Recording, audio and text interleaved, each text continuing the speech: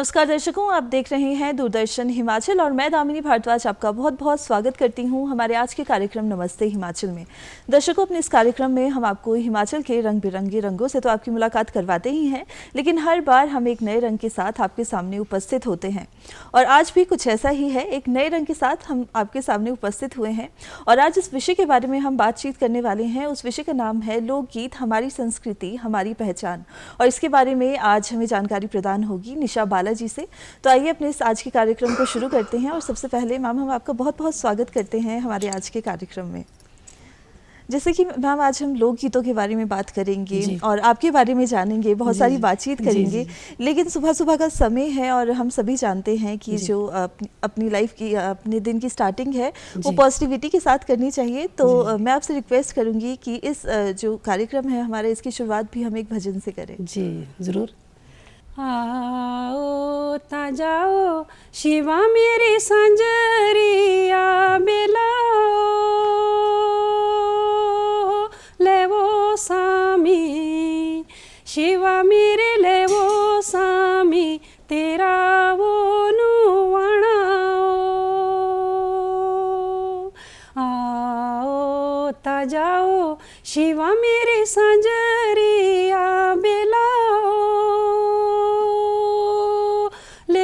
सामी, शिवा मेरे लेवो सामी तेरा वो नुवाणाओ। कुनी वे परोथे शिवा तेरा मंडल जे लिखिया, कुनी है ता शिवा मेरे कुनी है ता गुंदी फूल माड़ाओ। कुनी वे परोथे शिवा तेरा मंडल जे लिखिया, कुनी है ता शिवा मेरे कुनी है ता गुंदी फूल माड़ाओ। गुलारे परोते शिवा तेरा मंडल जे लिखिया, मालणी है शिवा मेरी मालणी है गुंदी फूल माड़ाओ। मालणी है गुंदी फूल माड़ाओ, ओ मालणी है गुंदी फूल माड़ाओ। बेहद खूबसूरत मैम, कितनी खूबसूरती से जो है आपने ये भजन गाया है और इस तरह से अगर हम अपने दिन की शुरुआत करते हैं तो हमारा दिन बहुत अच्छा जाता है। तो मैम अब आपका जो सवाल है, जो हमारे मन में सवाल है आपको जो हम पूछेंगे, उससे शुरुआत करते हैं। तो थोड़ा सा आपको ले चलते हैं आपके बचपन की तरफ। तो अगर हम बचपन की बात करें, बच्चे छोटे होते हैं, बहुत सारी ख्वाहिशें होती है, बहुत सारी चीज़ें करनी है, बहुत सारी चीज़ें एक्सप्लोर करनी है। तो बचपन किस तरह का रहा आपका? बचपन में मेरा बहुत ही अच्छा रहा है, मतलब स्कूल टाइम से गाने का शौक़ रहा है। जैसे दशहरे में स्कूल में फंक्शन होते थे तो मेरे को बहुत शौक़ था गाने का, तो मैं भी मुझसे बहुत प्यार करते थे और सबसे आगे मुझे गाने रखते थे। तो इसी तरह से मेरा शौक़ बढ़ते गया। तो वहाँ एक मतलब गांव में एक डेथ हुई थी तो मतलब उनके पेरेंट्स ने बोला कि ये लड़की गाती है तो क्यों ना मेरे लड़के की नाटी बनाई जाए। तो उस पर हमने वो नाटी तैयार की थी। फिर हम तांजुबड़ मेला होता है कोटगढ़ में, फिर वहाँ मैंने वो परफॉर्म किया था स्टेज पे। मतलब कहा जाए कि ये जो सिंगिंग का शौक़ है ये आपको बचपन से ही है। तो जब मैम हम देखते हैं बच्चों में कई तरह के शौक़ होते हैं, कई सारी चीज़ें उन्हें करनी होती है और बहुत सारी चीज़ें एक्सप्लोर भी करनी होती है। तो ये जो शौक़ है कहीं ना कहीं हमें इंस्पायर्ड होते हैं किसी से, कोई हमें मोटिवेट करता है किसी चीज़ को करने के लिए। तो आपका इंस्पिरेशन और वो आपका मोटिवेशन कौन है? मेरी मम्मी को गाने का बहुत शौक़ था, बहुत ही गुनगुनाते थे वो भी। तो बस उनका आशीर्वाद है सारा आज मेरे ऊपर, जो मैं भी यहाँ तक पहुँची हूँ। तो वो बोलते थे बेटा गा, तू तेरे को शौक़ है, वॉइस भी ठीक है, स्कूल में दिया कर प्रोग्राम। तो स्कूल में मैं मतलब सबसे आगे रहती थी गाने में, तो मेरा शौक़ बढ़ता गया। आज मेरे को 25 साल गाते गाते हो गए। जी बिल्कुल। अगर हम शौक़ की बात करें तो अगर हम कला की बात करते जी, हैं और जी। साथ ही हम शौक की बात करते हैं, तो हम अक्सर देखते हैं कि कला में जिसकी रुचि होती है वही जो है आगे ज़्यादा अच्छे से बढ़ पाते हैं। तो ये जो अगर हम मैम कला की बात करें तो सबके लिए अपना एक मतलब होता है कला का, चाहे वो सिंगिंग हो, चाहे वो डांसिंग हो, चाहे वो एक्टिंग हो। कला के लिए उस कलाकार के लिए एक अलग अर्थ होता है उस कला का। तो आपके लिए जो सिंगिंग है वो क्या है और किस तरह से आप बयां करना चाहेगी अपना प्यार कला के लिए? सिंगिंग के लिए मैं ये कहना चाहूँगी कि आज जो हमारी संस्कृति है इसको मतलब शुद्ध गाया जाए, इसमें कुछ मिक्स ना हो जी, असली चीज़ गाया जाए, किसी की कॉम्पोजिशन भी खराब नहीं होनी चाहिए जी। मतलब एक जो नाटी गाते हैं हम तो हमारी ड्रेसेस भी पारंपरिक जो है वो पहनी जाए जो मंच पे अच्छी लगती है जी। तो इसमें इतना कहना चाहूँगी कि मतलब इसमें कुछ मिक्स ना किया जाए जी। गाए प्रॉपर गाए, एक शुद्ध चीज़ गाए। बिल्कुल। नहीं तो आजकल गाते हैं कि मतलब एक तो नाटी की लाइन पहाड़ी होती है, दूसरी उसमें हिंदी जोड़ देते हैं, बिल्कुल, जो कि अच्छा नहीं लगता। जी। शुद्ध गाओ, अच्छा गाओ तो बहुत अच्छा लगता है। बिल्कुल मैम, जैसे कि आपने कहा कि ये जो शुरुआत है कहीं ना कहीं स्कूल से ही हो गई थी और जो सिंगिंग में इंटरेस्ट है, म्यूज़िक की जगत में जो है कदम आपने बचपन में ही रख लिया था। तो मैम अगर हम बात करें, जैसे हम अपनी कला को सबके सामने दर्शाते हैं पहली बार और काफ़ी जो है लोगों का सपोर्ट भी मिलता है, हिचकिचाहट भी होती है, तो पहली बार जब आप स्टेज पे गई थी परफॉर्म करने लोगों के सामने, तो किस तरह का आपका एक्सपीरियंस रहा था? शुरू में जब गए तो बचपना तो था, मतलब डर भी होता था और शौक भी बहुत था जी। फिर हमने जब ये नाटी गाई थी तो जो नाटी शुरू की थी, पहली नाटी जो मेरी थी जी। तो हमने वो इस तरह से गाई थी एक लाइन एक साई अंतरा गाऊंगी। बिल्कुल। पहले का खुरा गाने कोट गड़ा रे टाए, पहले का खुरा गाने कोट गड़ा रे टाए, बाबू लेनो और दयाला गीता दे गाए, बाबू लेनो और दयाला गीता दे गाए, जोगणी नाड़ा दे दीनो जी पैज लारो, जोगणी नाड़ा दे दीनो जी पैज लारो, एणो मोरो बाबू होर दयाला जेणो गेणे तारो, एणो मोरो बाबू होर दयाला जेणो गेणे तारो, माए भिड़िले मोलकिए पीड़ाड़े गाचे, माए भिड़िले मोलकिए पीड़ाड़े गाचे, जी परड़े बाबू और दयाले आदि राचे, जी पगरे बाबू और दयाले आदि राचे।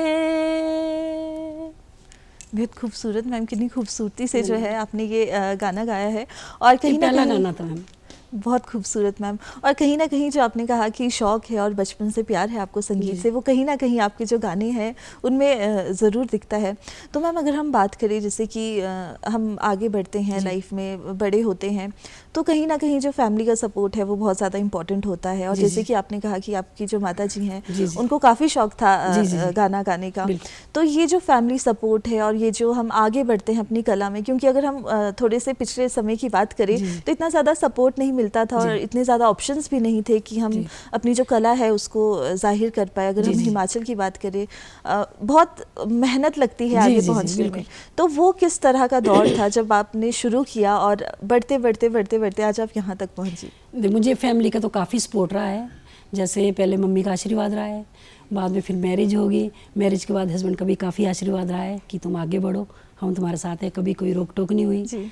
गाना रेडियो से पास किया, दूरदर्शन से पास किया, फिर बाहर बड़े बड़े मंचों पे भी गई हूँ। तो सपोर्ट जब पीछे से रहता है फैमिली का तो इंसान खुशी से आगे जाता है। जी हाँ जी, हाँ जी, बिल्कुल बिल्कुल मैम।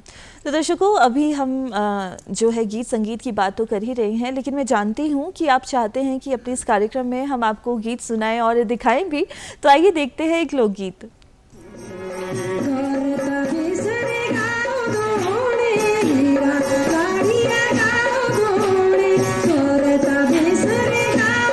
गाड़ी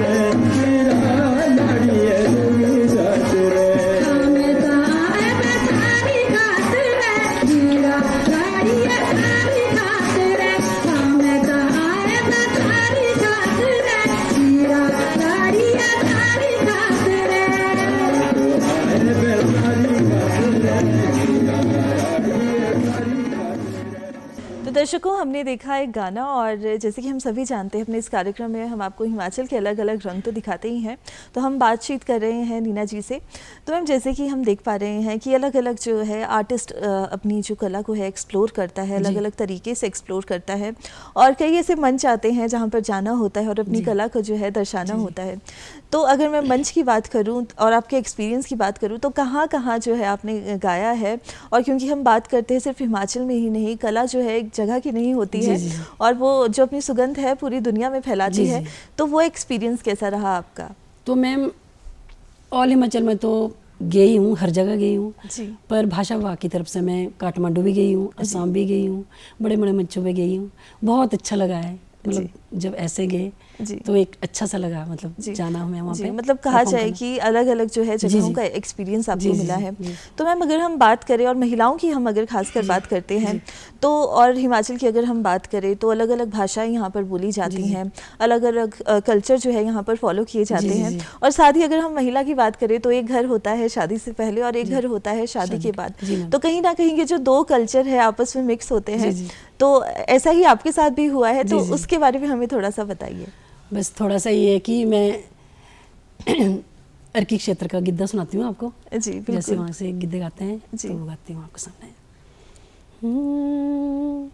मोती रे ओ मेरा खोया नथ नींदा, हाय मोती वे ओ मेरा खोया नथ नींदा, हाय मोती रे ओ मेरा खोया नथ नींदा। जो कोई ढूंढ लाए मेरा मोती, जो कोई ढूंढ लाए मेरा मोती, 5 रुपये एक धोती वे ओ मेरा खोया नथ नींदा, हाय मोती वे ओ मेरा खोया नथ नींदा। अरे की बाजारारियाँ पीड़ी पीड़ी गलियाँ, अरे की बाजारारियाँ पीड़ी पीड़ी गलियाँ, गली गली विच रोती रे ओ मेरा खोया नथ नींदा, हाय मोती वे ओ मेरा खोया नथ नींदा, हाय मोती रे ओ मेरा खोया नथ नींदा। बेहद खूबसूरत मैम। तो जैसे कि आपने कहा, जैसे कि मैं बता रही हूँ कि दो कल्चर जो है वो आपस में मिलते हैं, लेकिन मैम जब हम बात करते हैं चाहे वो कोई और भाषा सीखने की हो या किसी और माहौल में जाने का हो, तो कहीं ना कहीं हमें चीज़ें एडजस्ट भी करनी पड़ती हैं और सीखनी भी पड़ती हैं, क्योंकि हमारे कल्चर से दूसरा कल्चर काफ़ी अलग होता है और काफ़ी कुछ जो है हमें सीखने को भी मिलता है। तो अगर हम वो सीख की बात करें और वो बातचीत करें कि कल्चर कितना ज़्यादा इम्पोर्टेंट होता है, तो ये कल्चर जो है किस तरह से आपने सीखा और क्या चीज़ें जो है आपको अलग लगी? कल्चर में मुझे एक तो मैंने कभी भी परफॉर्म किया है, मैं विदाउट ड्रेस नहीं गई। अपनी जो ये ड्रेस है पारंपरिक, ये मैंने पहनी है जी। कभी मैंने सूट में नहीं गाया, कभी मैं ऐसे नहीं गई, बिना ड्रेस से मैं कभी मंच पे नहीं गई हूँ जी। जब भी मैंने प्रोग्राम कहीं भी किया है जी। तो मतलब मेरे कहने का मतलब है कि इससे बगैर अच्छा नहीं लगता, ये बहुत ज़रूरी है। इससे कुछ एक ज़्यादा ही निखार आता है जी। कलाकार जैसा मर्जी हो, अगर वो अपनी ड्रेसेस में जाता है एक पारंपरिक जो हमारी है, तो एक अच्छी बात लगती है जी। हाँ जी बिल्कुल। तो अगर हम मैम बातचीत करें कि जैसे कल्चर जो है बहुत ज़्यादा इम्पोर्टेंट है और कल्चर जो है हमारी भाषा से दिखता है, हमारे जो कपड़े हैं, पोशाक है, उससे झलकता है। तो जैसे कि हम बातचीत कर रहे हैं गीतों की, और दर्शकों मैं जानती हूँ कि आप चाहते हैं कि ज़्यादा से ज़्यादा जो है आपको हम रंग दिखाएं और गाने सुनाएं, तो आइए देखते हैं एक लोकगीत।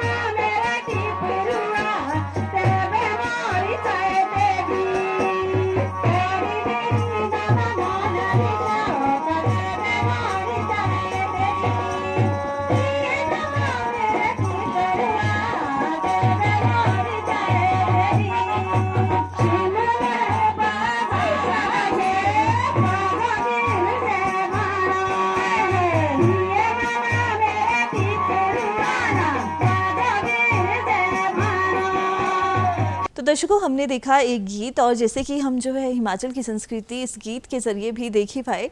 तो मैम, जैसे कि हम बातचीत कर रहे हैं लोकगीतों की और कल्चर की हम बातचीत कर रहे थे, तो जैसे हम एक कलाकार की बात करें और कला की बात करते हैं तो काफ़ी ज़्यादा जो है एक चेंज हम में भी दिखता है।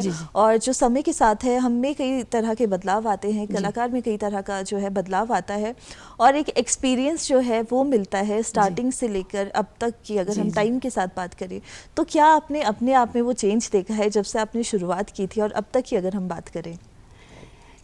चेंज तो ये मतलब कि जैसे हम कोई भी परफॉर्मेंस करते हैं तो एक जाने का भी सलीका होता है मंच पे। बिल्कुल। एक पब्लिक के सामने कैसे जाना है जी, और हर तरह से मतलब ध्यान रखना पड़ता है। बिल्कुल।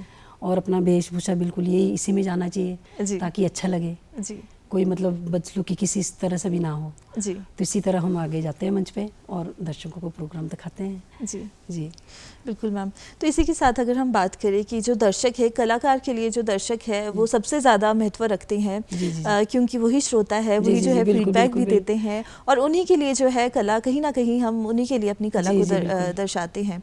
तो अगर मैम मैं आपकी इस एक्सपीरियंस की बात करूँ कि अगर हम बात करें लोगों के प्यार मिलने की, और साथ ही एक कलाकार के लिए कितना ज़रूरी है ऑडियंस को अप्रिसिएशन, क्योंकि हम देखते हैं कभी कभी अगर ऑडियंस कुछ चीज़ लाइक नहीं करती है तो कहीं ना कहीं वो जो मोरल है वो डाउन हो जाता है आर्टिस्ट का भी। तो ये जो सपोर्ट है ऑडियंस का, ये किस तरह से महत्वपूर्ण है एक आर्टिस्ट की लाइफ में? बस एक लोगों का ही प्यार तो है जिससे आर्टिस्ट निखरता है जी। कलाकार एक उसको जोश आता है हर चीज़ का।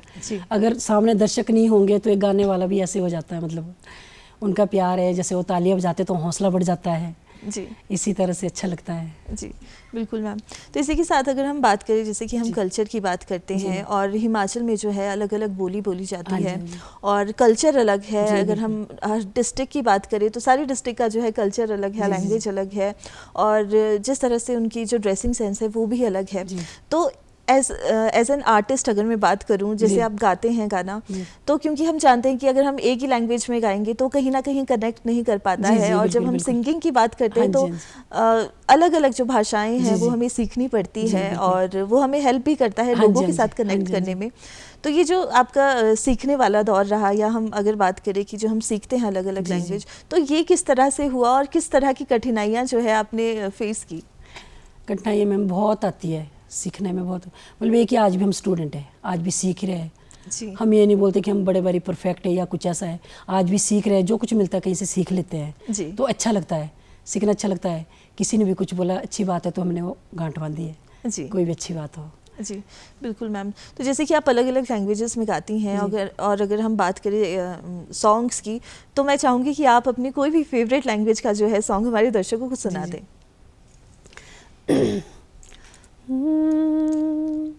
दड़िया रे बबरू वे लोड़िया दी खिचड़ी से तीजो कियां बिसरी। दड़िया रे बबरू वे लोड़िया दी खिचड़ी से तीजो कियां बिसरी। मेरे या परमिया वे दिला दिया जानिया वे बीती गया फोगना तू कदू करे होना। काड़ुआ मजूरा हुए डेरा ते मेरा दूरा होए बीती गया फोगना तू कदू कर आना तू पानी जड़ दावे पाड़े तू ठर दावे बुरा हाल कर दा तू पानी जड़ दावे पाड़े तू ठर दावे बुरा हाल कर दा मेरी आ परमिया वे दिला दिया जानी आवे बीती गया फोगना तू कदू कर आना तू कदू कर आना तू कदू कर आना। बेहद खूबसूरत मैम, कितनी खूबसूरती से जो है आपने ये गाना गाया, और वो जो एक सुकून है जो हमें संगीत सुन के मिलता है, सॉन्ग सुन के मिलता है, वो हम आपके जो सिंगिंग है उसमें भरपूर देख पाते हैं। तो मैम अगर मैं बात करूँ, जैसे कि आपने बहुत बचपन में जो है स्टार्ट कर दी थी सिंगिंग, और वो एक्सपीरियंस जो है कहीं ना कहीं वहीं से शुरू हो गया था, लेकिन जैसे कि हम टाइम की बात करते हैं, टाइम चेंज होता है और टेक्नोलॉजी चेंज हो रही है, लोगों की पसंद जो है वो चेंज होती है, ट्रेंड की हम बात करते हैं वो भी चेंज होता है। तो एज एन आर्टिस्ट और एज ए सिंगर अगर मैं बात करूँ, तो किस तरह का वो जो चेंज है आपने सिंगिंग में देखा, और अगर हम इस जगत की बात करें तो किस तरह का जो वो चेंज है वो आपने टाइम के साथ देखा? चेंज तो मैम देखो, आज मंच पे जाते हैं आजकल, मतलब जो न्यू जनरेशन है, मतलब ऐसा गाते हैं कि मैं कुछ बता नहीं सकती।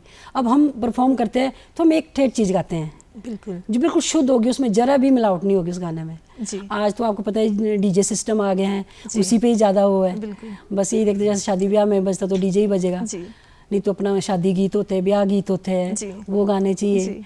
मतलब ये कि संस्कृति, मतलब क्या बताएं कि मतलब बिल्कुल ख़त्म होती जा रही है जी। तो हम यही चाहते हैं कि संस्कृति हमारी जिंदा रहे जी। थोड़ी घड़ी के लिए डीजे बंद हो जाए, अपनी महिलाएं बैठे शादी ब्याह के गीत गाएं, जो पुरानी हमारी संस्कृति है जो अच्छी लगती है। ठीक है, न्यू जनरेशन भी है, समय के साथ चलते हैं, नए बच्चे उनको डीजे भी चाहिए, उन्होंने अपना एंजॉय भी करना है। पर मेरे कहने का मतलब ये है कि आजकल बहनों को भी टाइम दिया जाए जी, कि ताकि वो भी शादी ब्याह का गीत गा सके, अपनी जो भी है मतलब पारंपरिक चीज़ आगे सामने रख सके। बिल्कुल, तो इसी से अच्छा लगता है जी। हाँ जी, बिल्कुल मैम। तो अगर हम बातचीत करें, जैसे कि आपने कहा कि डीजे आजकल जो है ज़्यादा यूज़ होते हैं और पारंपरिक गीत जो है वो बहुत कम यूज़ हो रहे हैं, तो इसी के साथ मैम एक जो पॉइंट है वो मन में आता है कि अगर हम वाद्य यंत्रों की बात करें, कहीं ना कहीं उनका जो इस्तेमाल है वो कम होता जा रहा है। और जैसे शादियों में पहले जो है हिमाचल के वाद्य यंत्र काफ़ी इस्तेमाल होते थे, चाहे कोई फंक्शन है, चाहे कोई त्यौहार है, तो कहीं ना कहीं जो उनका इस्तेमाल है बहुत ज़्यादा किया जाता था। लेकिन अगर हम आज की बात करें तो वो जो इस्तेमाल है कहीं ना कहीं कम हो रहा है और घटता जा रहा है। तो अपनी संस्कृति को बचाना अपने वाद्य यंत्रों से कितना ज़रूरी है? बहुत ज़रूरी है मैम, हमारी संस्कृति बचे। तो इसमें तो मतलब ये है कि जब से तो ये डीजे आया ना, तब से तो संस्कृति का मतलब बहुत कम उपयोग हो रहा है, जो प्योर शुद्ध होना चाहिए बहुत कम हो रहा है। तो जैसे हर जगह पहले देखो अपने ढोलक हारमोनियम लेके बैठते थे, कैसी महफिलें लगती थी, आजकल वो चीज़ रही नहीं, बिल्कुल भी नहीं रही वो चीज़।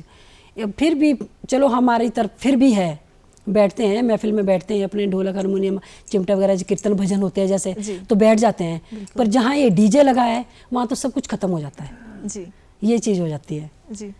तो अपनी चीज़ सुनाना मतलब बहुत अच्छा लगता है, अपनी संस्कृति जिंदा रखनी है तो इसमें कोई मिलावट ना हो, तो एक शुद्ध गाया जाए और इसे शुद्ध रखा जाए। बिल्कुल जी, बिल्कुल मैम। इसी के साथ अगर हम बात करें, जैसे भाषाओं की बात हो रही थी, तो जब हम चयन करते हैं सिंगिंग का तो एक लैंग्वेज हमें जो है वो पिक करनी होती है। तो अगर मैं बात करूं, जैसे पहाड़ी तो है, अलग अलग लैंग्वेज हमारी होती है और उसमें तो आप गाती ही हैं, क्या कभी आपने ऐसे कोशिश की कि हिंदी गाने की तरफ रुख किया जाए या किसी और लैंग्वेज में गाया जाए? हिंदी भी वैसे फिल्मी मंच पे तो गाया नहीं, पर शौक रखती हूँ गाने का जी। हाँ जी, तो मैं चाहूँगी कि एक छोटा सा जो गीत है वो आप हमारे दर्शकों को सुना दें। ठीक है। एक तू ना मिला, एक तू ना मिला सारी दुनिया मिले भी तो क्या है, एक तू ना मिला, मेरा दिल ना खिला, मेरा दिल ना खिला, सारी बगियां खिले भी तो क्या है, एक तू ना मिला। बेहद खूबसूरत मैम, मतलब कहा जाए कि वो जो शौक़ है कहीं ना कहीं हमें दिखता है और जो संगीत है उसके लिए प्यार जो है आपके गानों में बिल्कुल झलकता है। तो इसी के साथ मैम अगर हम बात करें आपकी लाइफ की जर्नी की, तो जैसे कि मैंने कहा कि 2 घर होते हैं एक औरत के, एक शादी से पहले होता है और एक शादी के बाद होता है, तो काफ़ी सारे उतार चढ़ाव भी आते हैं, हर जो इंडिविजुअल है उसकी लाइफ में आते हैं, हर इंसान की लाइफ में आते हैं। तो आपके करियर के बीच में भी ऐसे भरपूर चैलेंजेस रहे होंगे, लेकिन उन चैलेंजेस को ओवरकम करना पड़ता है और अपनी जो लाइफ है वो आगे बढ़ाते रहना पड़ता है। तो आपने किस तरह के जो चैलेंजेस है अपनी लाइफ में फेस किए? वैसे हमारे को कभी ऐसे तो कुछ नहीं रहा, पर एक ही चलो स्पोर्ट ही अच्छा रहा हमारे को, मतलब जी, जिससे कि हम आज तक यहाँ तक पहुँचे हैं। स्पोर्ट अच्छा रहा, कभी कोई रोक टोक नहीं हुई। जैसे कि बाहर के टूर लगे, बाहर भी गए भाषा विभाग की तरफ से, तब भी कोई रोक टोक नहीं हुई, नहीं तो बाहर जाना है 10-10, 15-15 दिन रहना है। तो इस तरह का मतलब आशीर्वाद ही रहा है घर से, मतलब एक फुल सपोर्ट मिला है कि जाओ जो तुम कर सकते हो करो, पर करना अच्छा काम, सारा शुद्ध चीज़ हो। बाहर भी अपनी ये ड्रेसेस होनी चाहिए, हर चीज़ मंच पे सलीके से होना चाहिए, पूरी सपोर्ट रही है। जी बिल्कुल मैम, जैसे कि हम देखते हैं कि अलग अलग स्टेट्स में हम घूमते हैं या अलग अलग कंट्रीज़ की अगर हम बात करें तो उनका कल्चर अलग होता है, हमारा कल्चर अलग है। जैसे हम अगर हिमाचल में गाना गाते हैं तो ऑडियंस सब समझती है और पूरा सपोर्ट करती है, लेकिन जब हम इसी तरह से कहीं बाहर गाते हैं, किसी और स्टेट में गाते हैं, तो वहाँ का कल्चर अलग है, वहाँ की लैंग्वेज अलग है। तो जब आप सिंगिंग करने बाहर जाते हैं, अलग अलग लोगों से मिलते हैं, तो किस तरह का जो है रिएक्शन लोगों का आपको मिलता है? आज तक मतलब एक मेरा यही रहा है कि जहाँ भी मैंने प्रोग्राम किया है, मतलब बहुत अच्छा बाहर से दर्शकों से बहुत ही अच्छा वो मिला है मुझे, श्रेय बहुत अच्छा मिला है जी, मतलब बहुत ही अच्छा लगा है। कभी भी कोई ऐसा नहीं हुआ कि कभी कोई ऐसे मायूसी हो गई यार, नहीं जी, मतलब अच्छा ही प्रोग्राम रहा है, मतलब और दर्शक भी बहुत ही खुश होते थे, बहुत आशीर्वाद रहता था, बुजुर्गों का भी काफ़ी रहता था जी, सब अच्छा रहता था जी। मतलब कहा जाए कि जो हिमाचली कल्चर है उसको कहीं ना कहीं प्यार बहुत मिलता है। हाँ जी, जी बिल्कुल मैम। इसी के साथ अगर मैं बात करूँ तो कभी कभी हम देखते हैं कि जो महिलाएं हैं या जो भी लोग हैं अपनी कला को कहीं ना कहीं छोड़ देते हैं, क्योंकि जो दुनिया के काम है उनमें हम जुट जाते हैं, चाहे वो घर का काम है चाहे जॉब है। और अगर हम फीमेल्स की बात करें तो ज़्यादातर जो समय है वो घर को देना पड़ता है और बच्चों को देना पड़ता है। तो आपकी लाइफ में भी ऐसा जो है एक टाइम ज़रूर आया होगा। तो ये जो कला है, कला के साथ अपने वो सारा काम किस तरह से संभाला? देखो जी, घर का भी बिल्कुल पूरा विधि पूर्वक संभाला हमने काम जी, और बाहर का भी जो ड्यूटी थी, बाहर भी टाइम का बिल्कुल पंचुअल। अगर 10 बजे का टाइम तो 10 बजे पहुंचना है जी, हर चीज़ में घर से भी अपना पूरा काम करके जाना है। कभी ये नहीं ना घर वाले निराश हुए ना बाहर वाले निराश हुए, मतलब इस तरह से जो भी टाइमिंग होगी बिल्कुल अपना ऐसा था कि बिल्कुल अपना घर का इस उसमें करना है, तो इतने टाइम मैंने जाना तो इतने टाइम जाना है जी, उस टाइम के लिए बिल्कुल फ्री है घर का, बच्चे भी खुश, सब खुश घर में जी। मतलब कहा जाए तो कहीं ना कहीं टाइम मैनेजमेंट जो है बहुत ज़्यादा ज़रूरी है लाइफ में। और क्योंकि हम बहाने तो कई सारे ढूंढते हैं कि टाइम नहीं है, समय नहीं है, बहुत सारा काम है, लेकिन कहा जाए कि जो समय है, टाइम मैनेजमेंट है, ये करनी ही पड़ती है। तो मैम इसी के साथ अगर मैं बात करूँ कि जैसे आपने कहा कि अलग अलग जगह पे गाया है आपने और एक्सपीरियंस जो है बहुत अच्छा रहा आपका, तो इसी एक्सपीरियंस की बात तो हम ज़रूर करेंगे, लेकिन मैं चाहूँगी कि दर्शकों को आप कोई भी एक गाना सुना दे अपना फेवरेट। काड़ी काड़ी बदड़ी से चढ़ियो अंबरे, आए हाय चढ़ियो अंबरे, खरे चुटी आया ओ नौकरा, नेरा नेरा दिसदा बे तेरे ओ कमरे, आए हाय तेरे ओ कमरे, छोड़े छुट्टी आया ओ नौकरा, बार बार तने मारे मेरी सखियाँ, मेरी सखियाँ, रोज रोज अखियाँ मेरी अखियाँ दरानियाँ जेठानियाँ वे तंग ना करे आए हाय तंग ना करे छोड़े छुट्टी आया ओ लोबिया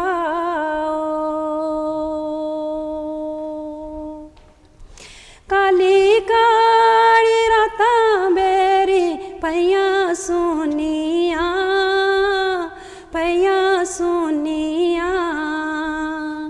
तेरे बाच सुनी लगे सारी दुनिया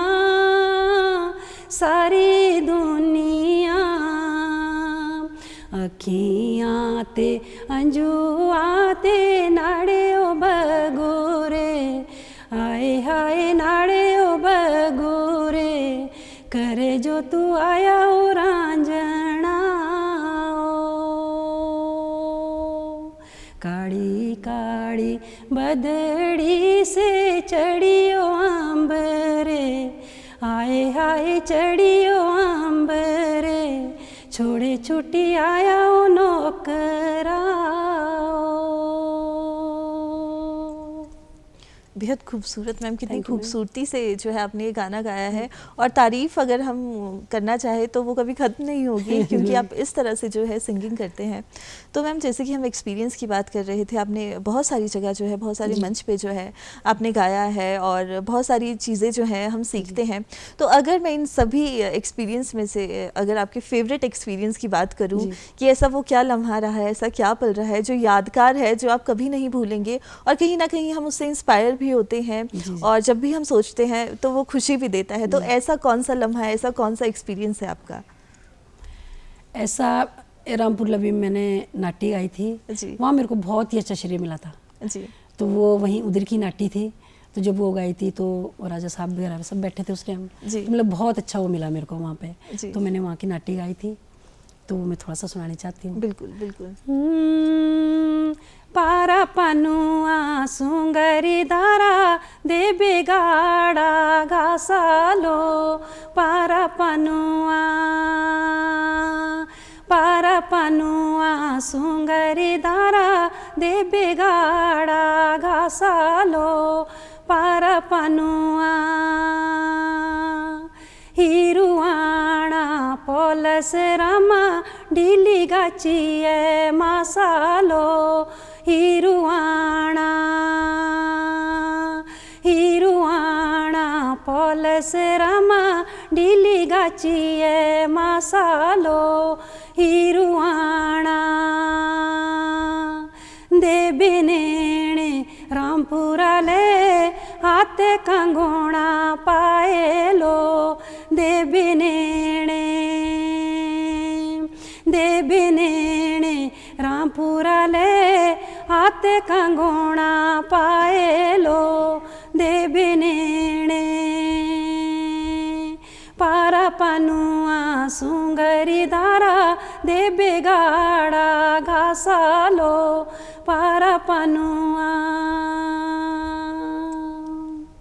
फिर खूबसूरत मैम, कितनी खूबसूरती से जो है आपने ये गाना गाया और ये जो गाना है ये आपने वहाँ पर गाया था और इसी के साथ अगर हम एक्सपीरियंस की बात करें तो वो आपका बहुत अच्छा रहा।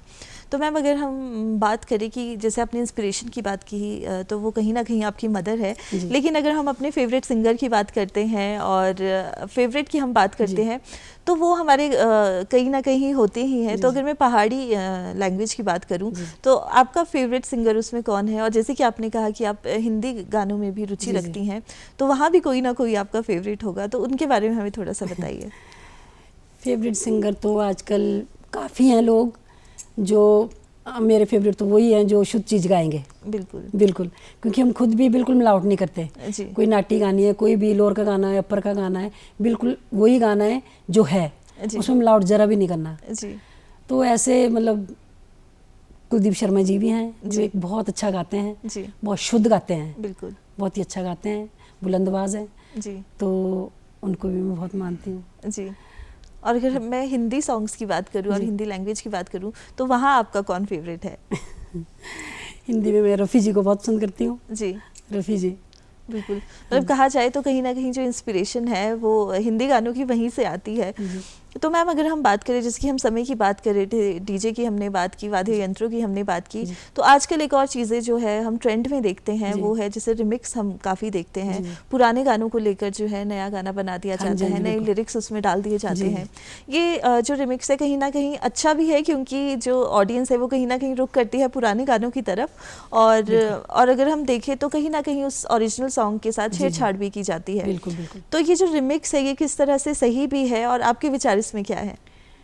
मैम मेरे समझ से तो ये बिल्कुल सही नहीं है जो कि इसमें मिक्स करते हैं। गाना हमें वही चाहिए, किसी की कॉम्पोजिशन ख़राब नहीं करनी चाहिए, जो चीज़ है वही गानी चाहिए और वही रखनी चाहिए। अब इसमें कोई अपनी तरफ से कोई कुछ मिला रहा है तो ये भी अच्छा नहीं है जी।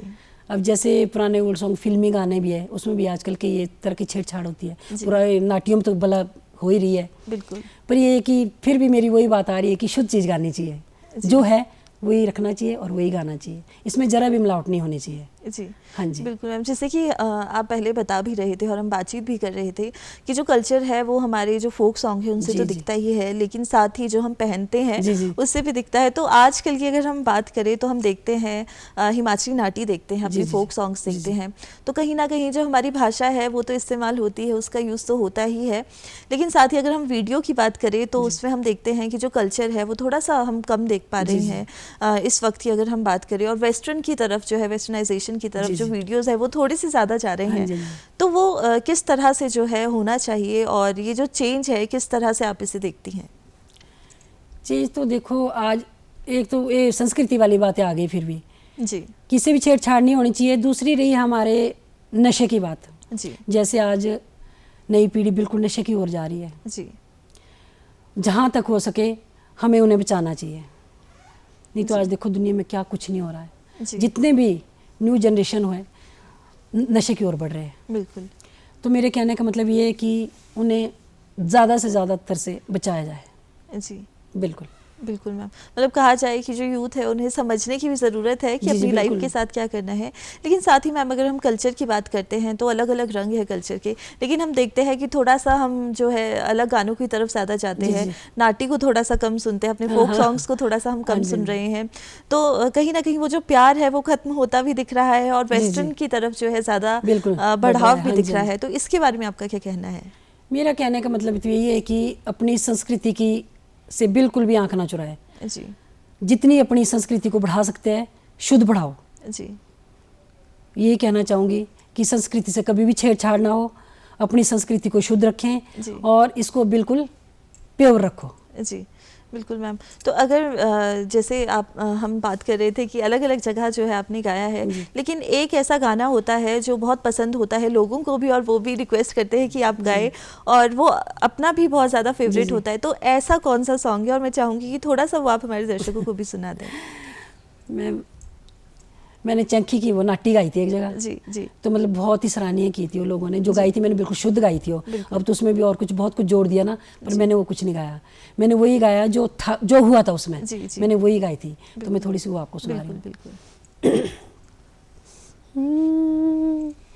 रोंदे लागे चंखिए गे आगुए तोंगे दोए आजे आदरू भे बिशटा सोंगे, बोला रोंदे लागे चंखिए गे आगुए तोंगे दोए आजे आदरू भे बिशटा सोंगे, बोला भाया बोलू मोदना बे सोचिया के तेरे ओरू गाडे कपड़ू बे जोड़ना मेरे, बोला के लाई बेणे ते जोड़ना रे ड़ाए कोटी धारे बासो देऊ ताले दूना ले गाए, के लाई बेणे ते जोड़ना रे ड़ाए कोटी धारे बासो देऊ ताले दूना ले गाए, बोला कोटी धारे बासो बासो भैया मेरे नाचई विष टापू वाली बिना मोरों दे नहीं बोला कोटी धरे बासो भैया मेरे नाचई विष टापू वाली बिना मोरों दे नहीं।